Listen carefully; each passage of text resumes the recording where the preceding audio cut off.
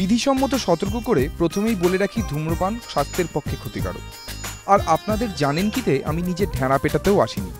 তবে জানেন তো, ফ্যাশন ফিরে আসে বারবার পকেটের কানাকড়ির মতো। আজ যা ফ্যাশনেবল, কাল তা ফ্যাশন আনেবল, পরশু আবার ভয়ঙ্কর রকম অ্যাভেলেবল। কয়েক বছর আগেও মুখে গড়গড়া লাগিয়ে গুড়ুক গুড়ুক করে তামাক খাওয়া কেবল পুরনো বাংলা ছবিতে দেখা যেত। এখন কিন্তু এটা আবার যাকে বলে ইন থিং।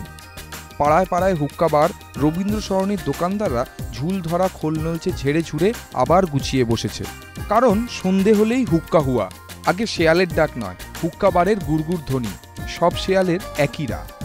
আমার ইতিহাস, ভূগোল, ব্যাকরণ সবই আপনারা জানেন। ইতিহাস বলতে গিয়ে সেই পেশাওয়ার, আফগানিস্তান অথবা গুজরাট, রাজস্থানের গল্প আসবে। সেখান থেকেই নাকি আমার আমদানি।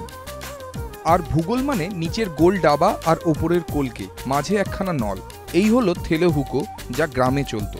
বড় লোকেদের হুকো ছিল দর্শনধারী। হুকো থাকতো হুকো দানে, তাকে হুকো নয় গড়গড়া বলতো। সাথে লম্বা নল, বাবুর মুখ অবধি। হুকো পর্দার ছিল হুকোর জন্য আলাদা চাকর। মুঘল সম্রাটদের মধ্যে ঔরঙ্গজেবের কোনো নেশা ছিল না শুনেছি। তবে একমাত্র ফটোগ্রাফ পাওয়া যায় বাহাদুর শাহ জাফরের, তাও কিন্তু হুকো মুখে। হুকোর জাত ছিল, আবার জাত অনুযায়ী হুকো ছিল। ডাবা হুকো বা থেলে হুকো যেমন ছিল, তেমনি পিতল থেকে সোনার গিলটি করা গড়গড়াও ছিল। কাশ্মীর কি গলি থেকে পর্দানসীন মোঘল জেনানা, এমনকি মেম সাহেবদের মধ্যেও কিন্তু লুকিয়ে লুকিয়ে গুড়ুক খাবার চল ছিল। পার্টিতে পান ভোজনের সাথে ইংরেজ আমলে অনেক রইসি সাহেব হুকো রাখতেন অতিথিদের জন্য। তাদের হাত ধরে পশ্চিমে এখন হুকোমুখো হ্যাংলার সংখ্যা কিন্তু কম নয়। তা যাই বলো বাপু, পথের পাঁচালীর হরিহর চক্রবর্তী থেকে জলসাগরের জমিদার মানিকবাবু কিন্তু সকলের মুখেই হুঁকো দিয়েছেন।